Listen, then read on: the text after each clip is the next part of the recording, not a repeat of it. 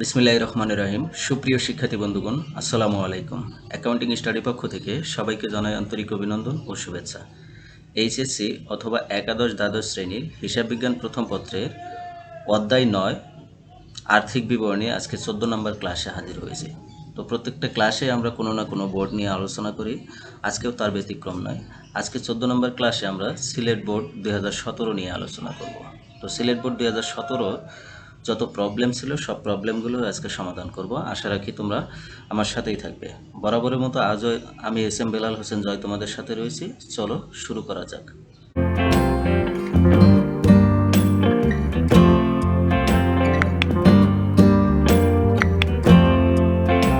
প্রথমে আমরা সিলেট বোর্ড ২০১৭ ১ নম্বর প্রশ্নটা পড়ে নেব।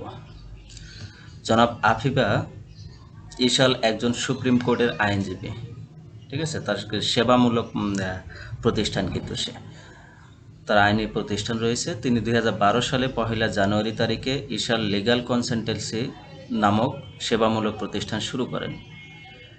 ৩১ ডিসেম্বর ২০১৬ তারিখে ইশাল লিগ্যাল কনসালটেন্সির রেওয়ামিল নিম্নে দেওয়া হলো। তাহলে আমরা হিসাব করতেছি কিন্তু ৩১ ডিসেম্বর ২০১৬ সালে। প্রতিষ্ঠান কবে শুরু করলো না করলো সেটা অন্তত দেখার বিষয় নয়। এখন আমরা কত সালে হিসাব শুরু করতেছি সেটাই আমরা দেখব, ঠিক আছে। নগদ ও ব্যাংক জমা দেওয়া আছে ১,৪০,০০০। চলতি সম্পদ, প্রাপ্য হিসাব, প্রদেয় হিসাব, এটা চলতি হিসাব। আমরা প্রাপ্য হিসাব চলতি সম্পদে দেখাবো, প্রদেয় হিসাব চলতি দায়ে দেখাবো। 10% প্রদেয় নোট, যেহেতু প্রদেয় নোটের সাথে পার্সেন্টেজ দেওয়া আছে তাইলে এটি দীর্ঘমেয়াদী দায় হিসেবে আমরা ধরবো, বুঝতে পারছো। মোটর গাড়ি, এটা চলতি স্থায়ী সম্পদ। পুঞ্জীভূত অবস্থায় মোটর গাড়িতে দেওয়া আছে ১,৬০,০০০। ওকে। অনুপার্জিত সেবা ৮০,০০০ টাকা, সেবা আয় দেওয়া আছে ৪,৫০,০০০ টাকা। তো অনুপার্জিত সেবা আয়টাও একটি দায়, ঠিক আছে, এটি চলতি দায় হিসেবে হয়।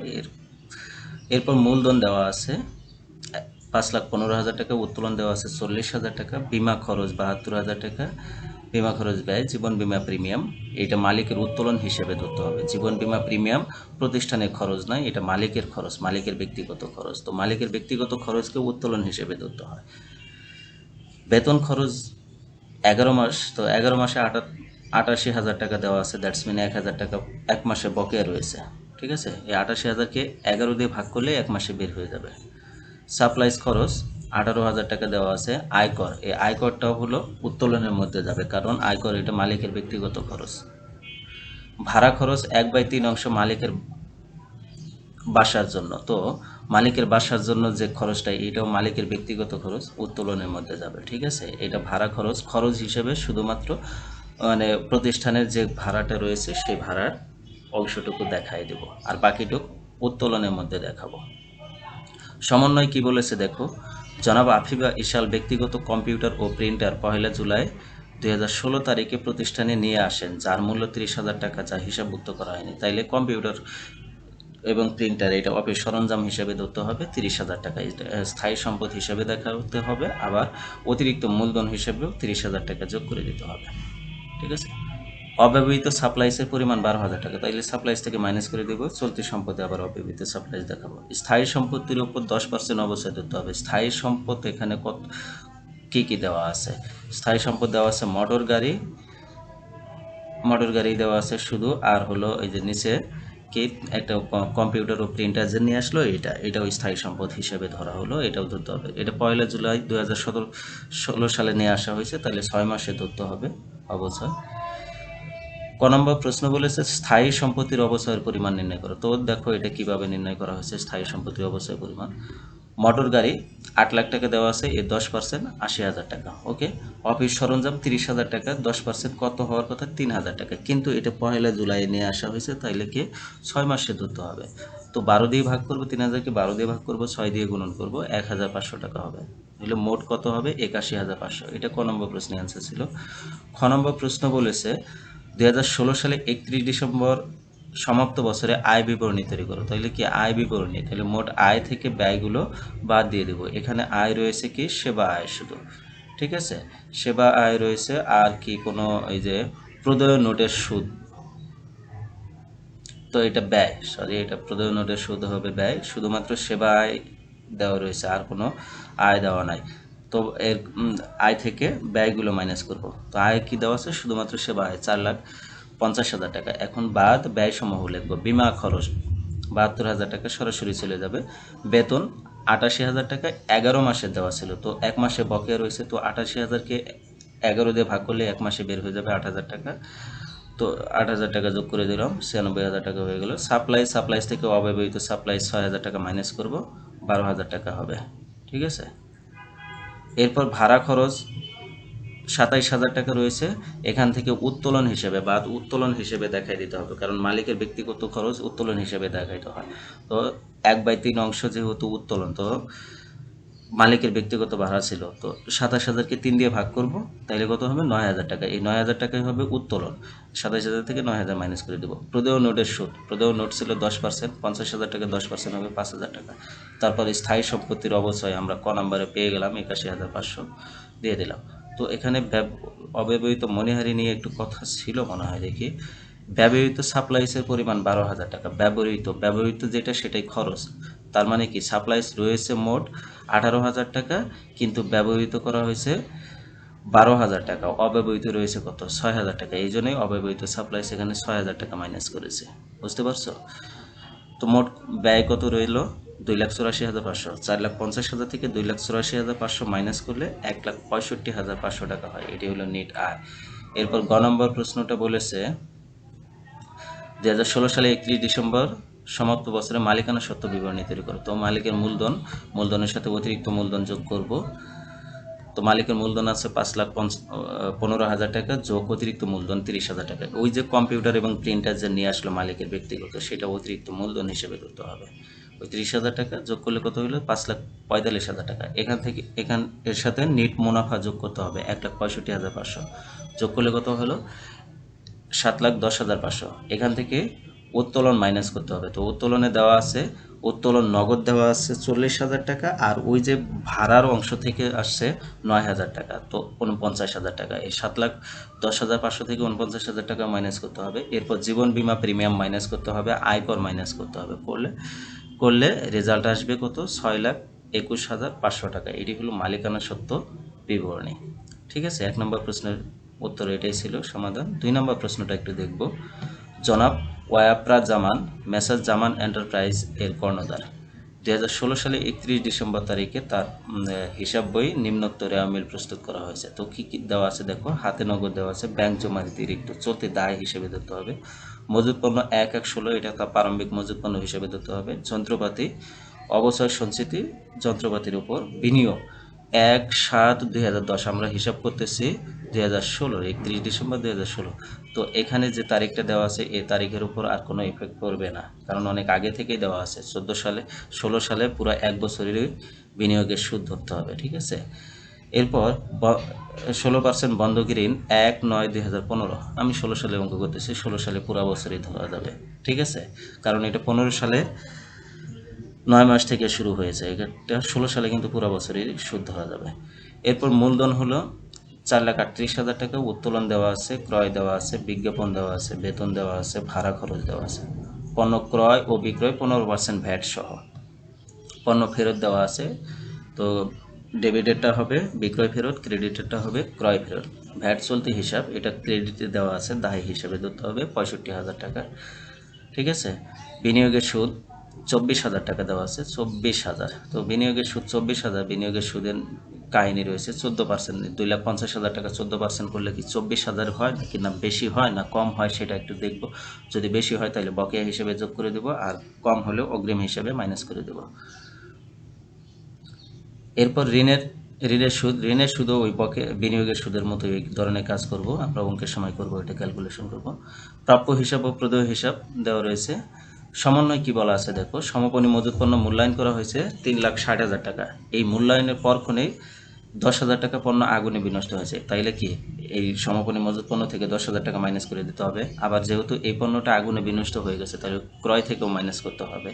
বিমা কোম্পানি 7,000 টাকার ক্ষতিপূরণ দিতে সম্মত হয়েছে, তাইলে কি বিমা দাবি এটা প্রাপ্য হিসাবে ইয়াতে দেখাইতে হবে, চলতি সম্পদে দেখাইতে হবে। আবার 10,000 টাকার পণ্যের মধ্যে 7,000 টাকা ক্ষতিপূরণ দিতে চাইছে আর 3,000 টাকা ক্ষতি হয়েছে, এটা কিন্তু বিশদ আয় বিবরণীতে 3,000 টাকা দেখাতে হবে। বিনামূল্যে ভোক্তাদের মাঝে 10,000 টাকা পণ্য বিতরণ করা হয়েছে, তো এটা কি ক্রয় থেকে মাইনাস করতে হবে, আবার বিজ্ঞাপনের সাথে যোগ করতে হবে। মোট বিজ্ঞাপন খরচকে 4টি আর্থিক বছরে সমন্বয় করতে হবে, দ্যাটস মিন 1 বছরে খরচ দেখাতে হবে আর 3 বছরের বিলম্বিত হিসেবে রাখতে হবে। প্রাপ্য হিসাবের 5,000 টাকা আদায়যোগ্য নয়, এটি নতুন অনাদায়ী পাওনা। অবশিষ্ট প্রাপ্য হিসাবে 2% অনাদায়ী পাওনা সঞ্চিতি যুক্ত হবে, তো প্রাপ্য হিসাবের সাথে 5,000 টাকা আগে যোগ করব, যোগ করে 2% অনাদায়ী প্রাপ্য হিসাব থেকে 5,000 টাকা আগে মাইনাস করব, তারপর এর 2% করব, অনাদায়ী পাওনা সঞ্চিতি বের হয়ে যাবে। ক নম্বর প্রশ্ন বলেছে ভ্যাট চলতি হিসাব প্রস্তুত করো, তো ভ্যাট চলতি হিসাব যেহেতু বলেছে তার মানে খতিয়ান। তো খতিয়ান করলে কি করতে হবে, প্রথমে খতিয়ানে ঘর করতে হবে। আমরা চলমান জের ছকে খতিয়ানে ঘর কাটছি, প্রথমে ব্যালেন্স দিয়ে দিছি, তো ব্যালেন্স দেওয়া আছে 65,000 টাকা। এই 65,000 টাকা ক্রেডিট ব্যালেন্স দেওয়া ছিল, আমরা ব্যালেন্স ক্রেডিট করব। এরপর বিক্রয় ভ্যাট নিয়েছে, বিক্রয় ভ্যাট কত দেওয়া আছে 8,50,000, এখান থেকে আবার ফেরত ছিল 4,500, এটা মাইনাস করে দেবো। তো এটা মাইনাস করে দেওয়ার পরে 115 দ্বারা ভাগ করব, 15 দ্বারা গুণ করব। ভ্যাট নিয়ে কিন্তু এর আগে আমি অনেক কথা বলেছি, আজকে অত বিস্তারিত কথা বললাম না। তো এটাকে 115 দ্বারা ভাগ করে 15 দিয়ে গুণ করলে বিক্রয় ভ্যাট বের হয়ে যাবে 1,10,283। যেহেতু আগেরটাও ক্রেডিট ব্যালেন্স, এটাও ক্রেডিট ব্যালেন্স, তাহলে কি একই দিকে ব্যালেন্স হলে যোগ করতে হয়। তাহলে 65,000 যোগ 1,10,283 সমান কত হবে, 1,75,283।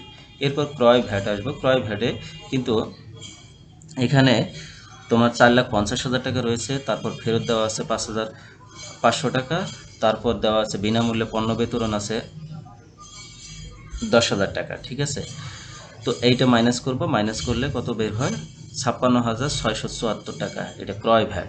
তো এইটা হলো ডেবিট পাশে আসবে, তো আগের যেটা ছিল ক্রেডিট পাশ, বিপরীত পাশ থেকে আসলে কি হয়, মাইনাস হয়। তো 1,75,283 থেকে 56,674 টাকা মাইনাস করলে 1,18,609 টাকা হয়, এটি হলো ক্রেডিট ব্যালেন্স, চলতি দায় হিসেবে দেখাইতে হবে। এখানে ক্রয় নিয়ে একটা অনেকে কনফিউশন থাকে যে ওই যে তোমার আগুনে বিনষ্ট পণ্য, এটা কেন মাইনাস করা হলো না, কারণ এখানে সমাপনী মজুত পণ্য মূল্যায়ন করা হয়েছে 3,60,000 টাকা, মূল্যায়নের পর ক্ষণে আগুনে বিনষ্ট পণ্য রয়েছে, তাইলে এটা আমরা কি করব, আমরা মোট ওই যে বিক্রিত পণ্যের ব্যয় থেকে বাদ দেবো, এটা স্পেসিফিক ক্রয় থেকে বাদ দিব না, ঠিক আছে। এই 10,000 টাকা ক্রয় থেকে স্পেসিফিক বাদ দিব না, এই জন্য 10,000 টাকা এখান থেকে মাইনাস করা হয়নি।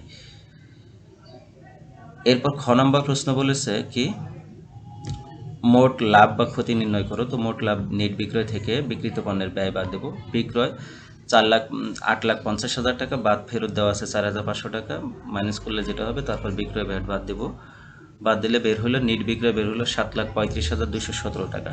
এরপর বিক্রিত পণ্যের ব্যয়, প্রারম্ভিক মজুত পণ্য 2,50,000, ক্রয় পরিবহন ছিল 50,000 টাকা, পণ্য ক্রয় 4,50,000, বাদ ফেরত 5,500, মাইনাস করলে কত হলো 4,44,500, এখান থেকে পণ্য বিতরণ মাইনাস করবো 10,000, করলে বের হবে 4,34,500, এখান থেকে ভ্যাট বাদ দিব 56,674, বাদ দিলে রেজাল্ট আসলো কত 3,77,826 টাকা, এটি এখানে আসলো, ঠিক আছে। আর ওই যে আগুনে বিনষ্ট পণ্য, এটা হলো আবার মোট বিক্রিত পণ্যের ব্যয় থেকে বাদ দিয়ে দেবো।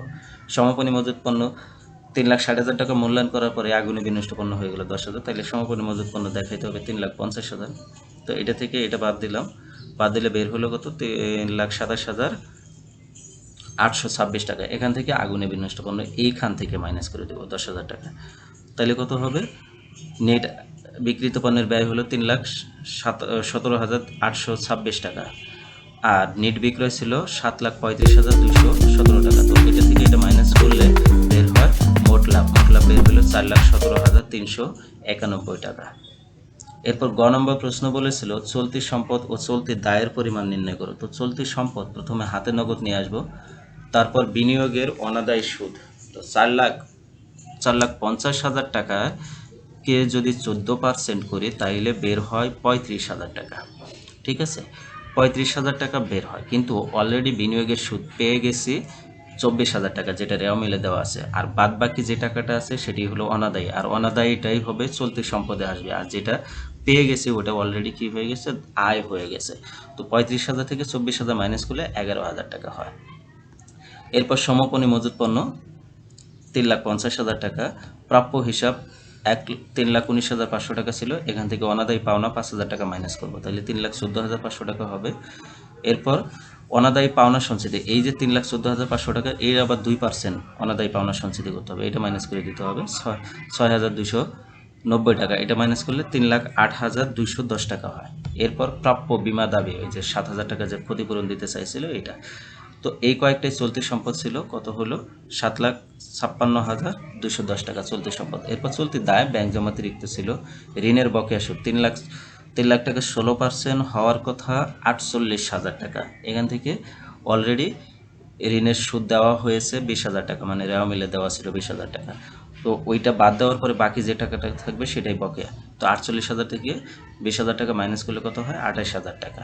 এরপর প্রদেয় হিসাব দেওয়া আছে 1,18,500 টাকা, ভ্যাট চলতি হিসাব, যেহেতু ক্রেডিট পাশে দেওয়া ছিল তাইলে দায়, ডেবিট পাশে দেওয়া থাকলে ডেবিট পাশে জের হলে সম্পদ হতো 1,18,609 টাকা। তো চলতি দায় সবগুলো যোগ করলে কত হয় 3,05,109 টাকা।